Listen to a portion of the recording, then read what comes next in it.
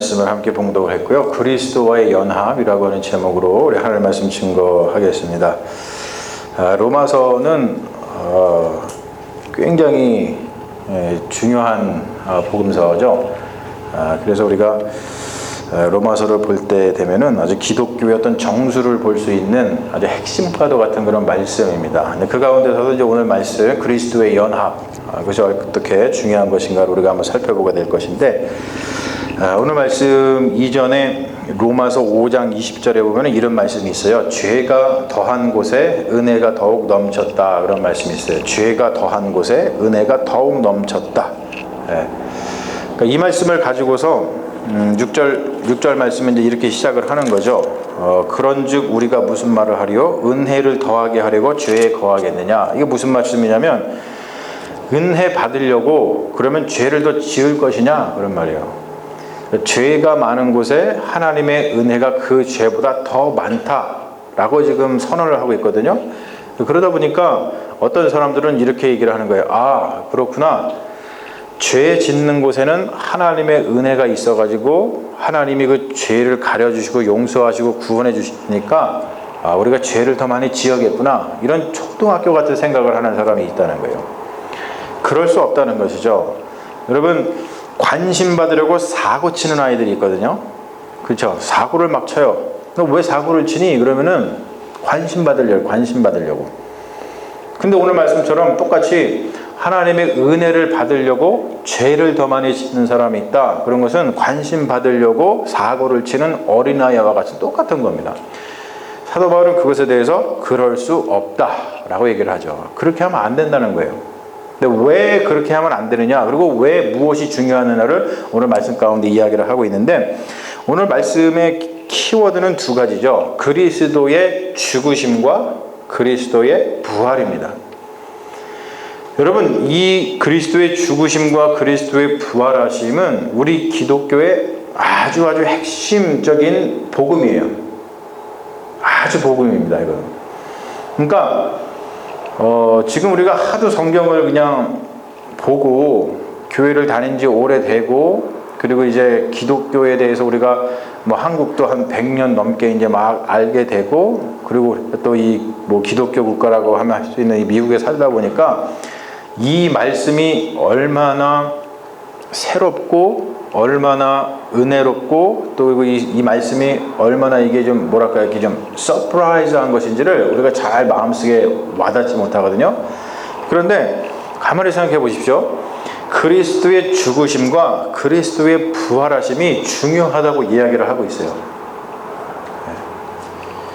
근데 이 그리스도의 죽으심과 부활하심이 중요한데, 그리스도의 죽으심과 그 부활하심이 우리의 것이 되게 하려면 무엇을 해야 되냐면 세례를 받아야 된다고 얘기를 해요. 세례. 여러분, 세례 다 받으셨죠? 세례. 그렇죠? 우리가 세례를 다 받았는데, 그 세례 받은 것에 대해서 우리가 평소에 굉장히 이렇게 어떤 중요성, 심각성을 깨닫지 못하고 살아갈 때가 많이 있습니다.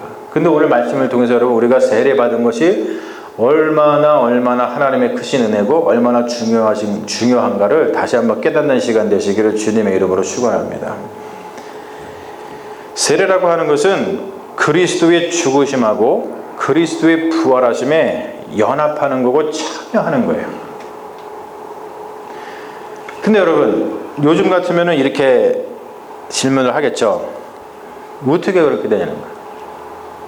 우리가 세례를 받는데 그것이 그리스도의 죽으심에 참여하는 게 되고 그리스도의 부활하심에 그것이 연합하는 것이 되는 것을 어떻게 증명하는 거예요? 어떻게 증명할 수 있냐? 과학적으로 증명이 되냐? 이렇게 얘기를 할 수 있어요. 과학적으로 증명이 된다고 그게 진리이고 진실인가? 우리가 일상생활 속에서 많은 것들을 우리가 알 수 있는데, 물이 끓는 온도도 사실은 어느 일정 하의 조건에 의해서만 그것이 진리잖아요.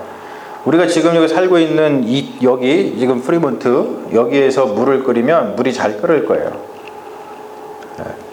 그런데 지난번에 우리 이만영 교사님 초대해 주셔가지고 레이크 타워 가가지고 밥을 해서 먹는데 밥이 설익었더라고요. 왜 설익었죠? 여러분 잘 아시잖아요.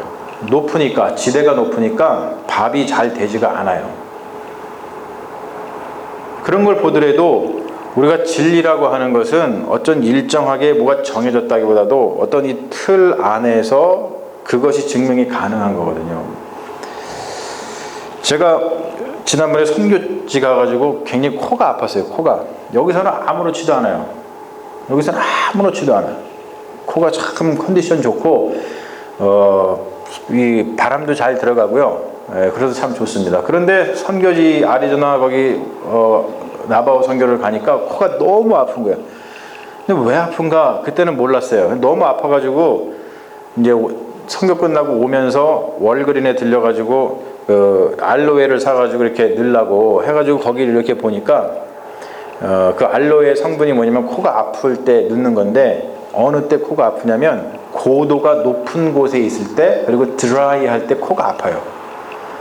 근데 두 가지가 딱 걸렸잖아요. 거기가 5,000피트 정도 되거든요. 그러니까 높은 곳에 올라가다 보니까 코가 아프고 또 얼마나 드라이해요. 드라이가 코가 너무 아픈 거예요. 막. 코가. 그러니까 이 코도 어느 때는 정상이었다가 어느 조건이 바뀌면은 이게 막 아프단 말이에요. 요즘에 집에 이런 거 많이 쓰시는지 모르겠어요. 요즘에 그 아마존 뭐 이런 데서 나온 알렉사라고 하는 그 저희가 있어요. 개인 비서 비슷한 그 무슨 원통형으로 된 저희가 있어요. 그거 아시죠? 알렉사. 그리고 알렉사 오늘 날씨가 어떻게 되니? 물어보면은 그 알렉사가 오늘 날씨에 대해서 쭉쭉쭉쭉 가르쳐줘요. 알렉사, 오늘 주가가 어떻게 되니? 그러면 그거에 대해서 쭉쭉쭉쭉 이렇게 나오는 게 있어요. 요즘에 그게 아주 인기거든요. 알렉사. 뭐 알렉사 무슨 음악 틀어줄래? 그러면은 걔가 쫙 찾아가지고 음악을 쫙 틀어주고 뭐 그렇게 합니다. 근데 여러분 알렉사한테 이 질문 한번 해보세요. 알렉사, 누가 세상에서 제일 예쁘니? 네? 한번 물어보세요. 알렉사가 정말로 진리를 알고 똑똑한 그 기계라면 뭐라고 대답할까요? 그렇죠. 그렇게 대답을 해야 되는 거예요. 예? 예? 만약에 제가 지금 알렉사 누가 이 세상에 제일 멋지냐 그러면 장 목사님이 제일 멋있습니다. 그러면 가가지고 이렇게 쓰다듬어 줄 거 아니에요. 근데 여러분 진짜로 해보면 뭐라고 나오는지 아세요? 알렉사, 누가 이 세상에서 제일 예쁘니? 이렇게 물어보면은 걔가 뭐라고 대답하는지 아세요? 2017년도 16년도 뭐 역대 그 미스 USA 뭐 이런 미인 대회에서 우승한 애들 있죠? 그런 애들의 이름을 쭉 대면서 그 데이터를 얘기해줘요. 데이터를. 여러분 그 데이터가 진리예요? 그 데이터가 진리예요? 아니죠. 우리가 그렇다고 볼 수가 없어요. 그만큼 우리가 어떤 진리를 안다는 것은 굉장히 쉽지 않은 것입니다.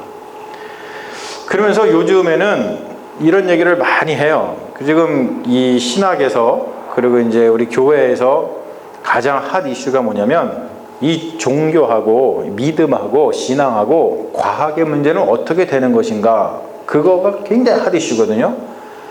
근데 많은 사람들이 믿음은 과학과 충돌하는 것이다. 그래서 믿음 있는 사람들은 과학을 배척해야 된다. 이런 이야기를 하는 사람이 참 많이 있습니다. 근데 여러분 공부를 해보고 우리가 이게 뭔가를 알아가다 보면은 그렇지 않다는 걸 알 수 있어요. 믿음은 과학과 충돌하는 어떤 것이 아니라 믿음이라고 하는 것은 과학을 넘어서는 어떠한 세계라고 하는 거예요. 이거를 알아야 돼요. 믿음은 과학이라고 하는 것을 넘어서는 어떠한 세계입니다. 그것을 신학에서는 뭐라고 얘기를 하냐면 신비, 미스테리다 라고 얘기를 합니다. 알 수 없다는 것이죠. 그러나 그것이 일어났다는 것이요. 그리고 그것이 진리라고 얘기하는 것이 미스테리라고 하는 겁니다. 그런 일이 일어났다는 것이죠. 그리스도의 신비. 그것을 우리가 과학으로 증명할 수 없고 수학적으로 증명할 수는 없지만 예수라고 하는 한 인간이 십자가에 달려 죽었는데 그 죽은 사건이 바로 그 예수가 그리스도가 되게 했고 그 죽음이 그냥 어느 죽음이 아니라 아주 유일회적인 어떤 구원의 죽음이고, 그리고 그 죽은 그 예수 그리스도가 하나님에 의해서 죽은 자 가운데서 3일 만에 다시 부활했다라고 하는 것이 우리 그리스도교에서 이야기하는 복음입니다. 여러분, 이것은 과학의 문제가 아니라 믿음의 문제인데, 믿음은 그 말대로 믿는 거예요. 여러분 믿으십니까? 이 믿음이 우리 안에 있어야 될 줄로 믿습니다. 왜냐하면 오늘 말씀 보니까 그리스도의 신비에 대해서 이야기를 하는데, 그리스도의 죽음과 그리스도의 부활에 대해서 이야기를 하는데, 그리스도의 죽음이 어떤 죽음이냐면 그냥 죽음이 아니라 죄를 죽이는 죽음이라 그래요. 오늘 말씀 보니까 뭐라 그러냐면, 예수 그리스도의 죽음과 세례를 통해서 연합하게 되면 우리도 똑같이 예수 그리스도의 죽음이 죄를 죽인 것처럼 우리 안에 있는 그 죄들이 죽어서 우리가 어떻게 변화하냐면 의로운 자로 변한다 그래요. 우리가 의롭지 못한 이유가 뭡니까? 우리가 구원받지 못하는 이유가 뭐예요? 쉽게 얘기해서 의롭지 못하기 때문에 그렇거든요. 의롭지 못하게 되는 가장 중요한 결정적인 요인은 뭐냐면 죄 때문에 그래요. 그런데 예수 그리스도의 죽음은 그 죄를 죽이는 죽음이라 그래요. 근데 그 죄를 죽이는 죽음 가운데 우리가 어떻게 참여할 수 있느냐? 그게 바로 세례라고 하는 것이죠. 우리가 세례받는다고 하는 것은 단순히 회중들 앞에서 나 예수님 믿어요, 나 이제 교회 다니는 사람이에요, 이것을 선포하는 것이 아니라 내가 예수 그리스도의 죽음과 같이 죽었다라는 것을 선포하는 거예요. 그 말은 뭐냐면 더 이상 내 안에 죄가 없다. 그래서 나는 이제 의인으로 거듭났다. 의인으로 거듭났기 때문에 당연히 나는 구원받은 사람이다 라는 것을 선포하는 것이 세례입니다.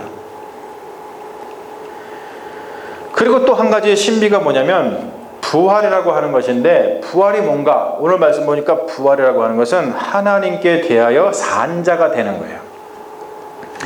죄에 대하여는 죽었는데 부활함으로 인해서 이제 우리는 하나님께 대하여 산자가 되었다고 하는 것을 선포하는 겁니다. 그러니까 처음 서두에 얘기했던 것처럼 죄가 많은 곳에 하나님의 은혜가 있으니까 우리가 죄 지으면서 살아가도 괜찮구나 라고 할 때 사도 바울이 무슨 소리냐? 그게 아니다 라고 얘기했던 것의 대답이 뭐냐면, 이제 우리가 예수 그리스도와 함께 세례를 통해서 연합해서 죄에 대해서 죽은 자로서 의로운 자로서 거듭나고 예수 그리스도와 함께 세례를 통해서 다시 부활하여서 하나님께 대해서 산 자로 살아간 사람들은 더 이상 죄가 우리 가운데 들어올 수 없기 때문에 은혜가 많다고 해가지고 죄 가운데서 살아가는 자로 살아갈 수 없다는 것이에요. 그는 논리적으로 전혀 맞지 않는다는 거예요. 여러분, 그리스도의 신비를 경험하는, 그러니까 그리스도의 죽음과 그리스도의 부활을 경험하게 되는 그 매개가 뭐냐면 세례입니다. 세례. 그래서 세례가 엄청나게 중요한 거예요. 사실은 그리스도인들은 생일 축하보다는 세례 받은 날을 더 축하해야 될지도 몰라요. 여기서 한번 제가 여러분 세례 받은 날짜가 언젠지 아세요? 라고 물어볼 때 몇 월 며칠입니다 딱 되실 수 있는 분 별로 없으실 거예요. 그런데 본인 태어나신 생일이 언제죠? 여쭤보면은 정확하게 대답을 하실 겁니다. 왜 그럴까요? 왜 그러냐면 매년 내가 그것을 기억하면서 살아가기 때문에 그래요. 사랑하는 여러분, 세례를 받았다는 것은 첫 번째, 죄에 대하여 죽었다라는 것을 선포하는 것입니다. 오늘 말씀 보면 죄의 종노릇을 더 이상 하지 않고 의로운 사람이 되었다라는 것을 선포하는 거예요. 그리고 두 번째, 세례받았다는 것의 의미는 두 번째, 부활했다라고 하는 것인데, 부활했다는 것은 다른 게 아니라 내가 이제 하나님에게 대하여 산자가 되었다라고 선포하는 겁니다. 그러면서 오늘 13절 말씀에 이렇게 얘기하죠. 13절 말씀에 뭐라고 대답하냐면, 너희 지체를 불의의 무기로 죄에게 내어주지 말고 오직 너희 자신을 죽은 자 가운데서 다시 살아난 자 같이 하나님께 드리며 너희 지체를 의의 무기로 하나님께 드리라. 할렐루야. 우리의 지체를, 우리의 몸을 불의의 무기로 내어주지 말며, 여기서 이제 무기라고 번역한 그 단어는 영어로 보면 인스트루먼트입니다. 인스트루먼트. 어떠한 도구죠, 도구. 불의를 행하는 데에 도구로 내가 사용되지 못하도록 하라는 거예요. 이 세상의 불의가 왜 다 어떻게 일어납니까? 사람을 통해서 일어나요. 내가 불의의 무기가 되기 때문에, 불의의 도구가 되기 때문에 이 세상에 불의가 일어나는데, 더 이상 예수 그리스도와 연합하여서 예수 그리스도와 함께 죽고 예수 그리스도와 함께 부활한 우리 그리스도인들은 우리의 지체를, 우리의 몸을 불의의 무기로 내어주면 절대로 안 된다고 하는 거예요. 불의가 여러분들을 유혹할 때, 그럴 때 예수 그리스도의 이름으로 물리치시기를 주님의 이름으로 축원합니다. 그리고 우리를 어떻게 해야 하냐면 하나님께 드리는 의의 무기로 내어드려. 의의 무기로. 의의 도구로 쓰임을 받으라. 영어로 보면 instrument of righteousness. 인스트루먼트가 어떠한 도구라는 의미를 가지고 있지만 이 의미도 있잖아요. 인스트루먼트, 악기. 그렇죠? 악기. instrument of righteousness. 의의 악기로. 그 말은 뭐냐면 내가 하나님께 의의 악기로, 의의 무기로 하나님께 내어드릴 때 하나님께서 나라고 하는 이 악기를 통해서 아름다운 연주를 하신다는 거예요. 얼마나 아름다운 소리를 내겠습니까? 우리가 우리 자신을 하나님께 아름다운 의의 악기로 내어드릴 때. 그래서 여러분, 그리스도와의 연합은 그래서 아름다운 거예요. 아름다운 겁니다. 지금 뭐냐면 미의 극치입니다. 여러분 아름답게 살고 싶으시죠? 여러분 아름다워지고 싶지 않으세요? 우리 인간은 미에 대한 열망이 굉장히 큽니다. 아름다워지고 싶다. 그런데 여러분 정말로 참된 아름다움은 나를 예수 그리스도와 연합하게끔 내어드려서 예수 그리스도와 함께 죽고 예수 그리스도와 함께 부활하여서 내가 이제 하나님께 대하여 의의 악기로, 의의 도구로, 의의 인스트루먼트로다가 의의 무기로 올려드릴 때 그때 우리의 인생이, 우리의 삶이, 우리의 몸이 가장 아름답게 된다는 거예요. 여러분 이 진리를 꼭 마음속에 붙들고 사십시오. 그럴 때에 우리가 우리의 지체와 우리의 삶을 다른 헛된 것에 허비하는 것이 아니라 우리가 진정으로 아름다움이 무엇인가에 대해서 그 아름다움에 우리를 내어드리는 믿음의 자녀가 될 줄로 믿습니다. 사랑하는 여러분, 예수 그리스도와의 연합, 세례를 통해서 이룬 그 연합이 우리가 주님께 나와서 결단했던 그 연합, 그 세례, 그 믿음이 헛되지 않도록 날마다 여러분들 삶 가운데 있는 삶 가운데서 우리 몸을 불의의 무기로 내어주지 말고 의의 무기로 내어드려서 아름다운 삶을 날마다 일구어 가시는 믿음의 자녀들 되시기를 주님의 이름으로 축원합니다. 아멘. 우리 잠시 기도하겠습니다. 하나님, 우리는 그리스도와 함께 세례를 통하여 연합한 믿음의 자녀인 줄로 믿습니다.